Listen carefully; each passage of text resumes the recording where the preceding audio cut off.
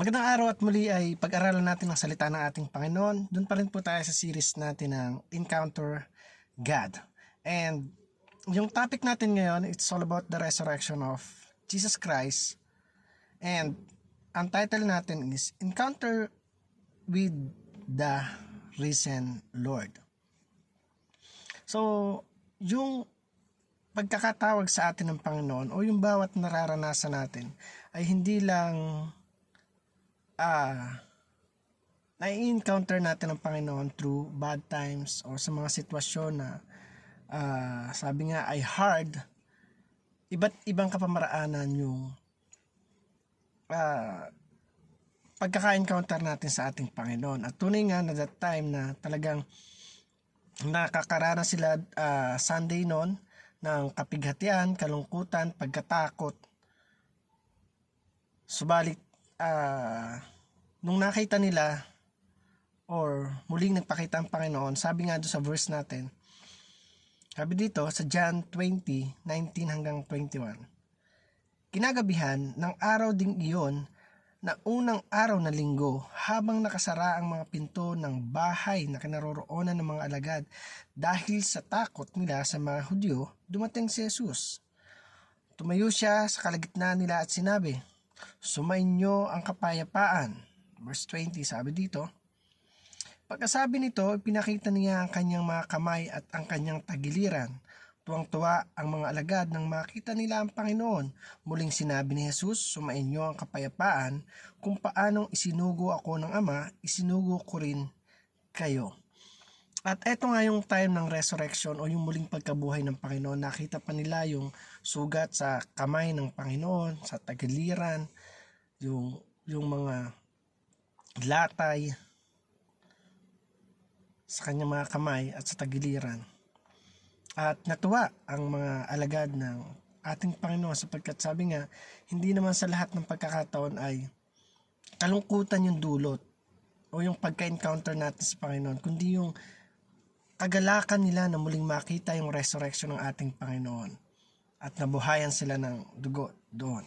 At para naman po sa ating katuruan, sabi dito, encounter with Jesus turns fear into peace. So yung time nga na nakita nila si Jesus Christ, na time na talagang takot na takot sila, di ba kalimitan pag Sunday celebration, worship, sama-sama, pero yun talagang nabalot sila ng takot dahil sa takot nila sa mga Hudyo. Pero sabi ng ating Panginoon ay sabi doon, "Sumainyo ang kapayapaan, kung paanong isinugo ako ng Ama, isinugo ko rin kayo." So yung kapayapaan, sabi nga doon, yung takot natin na-turn into peace. So talagang napakabuti ng ating Panginoon na talagang ipinapakita niya lagi sa atin na huwag tayong matakot. Lagi lang siyang nandyan at hindi niya tayo pababayaan. Number 2, sabi dito, encounter with Jesus turns mourning into joy. So yung kapighatian, sabi nga, once ma-encounter natin at makita natin ang kabutihan ng ating Panginoon, kasi actual nilang nakita ang Diyos noon nung muling pagkabuhay, ay napalitan ng kagalakan, ng kaligayahan. Yung kapighatian na naranasan nila nung nakita nila na namatay ang Panginoon, pero nung nakita yung resurrection niya, yung kapighatian nila is napalitan ng kagalakan.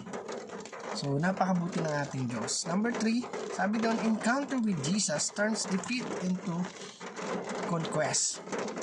So yung pagkatalo o pagkabigo, sabi doon, from the word conquer o sakupin, sinakop, ay tunay nga na napakabuti na sa muling pagbabalik ng ating Panginoon, pinakita doon kung paano ang Diyos ay talagang pinamalas niya yung kabutihan, yung kapangyarihan. Panginoong Jesus ay gumalaw at kumilos sa buhay ng kanyang mga disipulo na huwag silang mag-alala, andito na muli ako. Pumanatag kayo at magtiwala sa ating Diyos na dakila sa lahat. So para naman po sa ating application, sabi dito, receive the peace of Christ. So simula nung tinanggap natin ang ating Panginoon, andyan na yung kapanatagan, andyan na yung talagang, andyan yung kakontentuhan, na alam natin na may Diyos na magbibigay sa atin ng peace o kapayapaan. So, once magtiwala tayo sa Panginoon, lubusin na natin, isagad na natin yung pagtitiwala natin sa Kanya sapagkat hindi na tayo bibiguin ng ating Panginoon. Number 2, rejoice with the joy of Christ. So, sabi nga, magalak tayong lagi. Magalak tayo dahil alam natin na dahil sa ating Panginoong Jesus ay binigyan niya tayo ng muling o panibagong buhay para makalapit tayo sa ating Panginoon.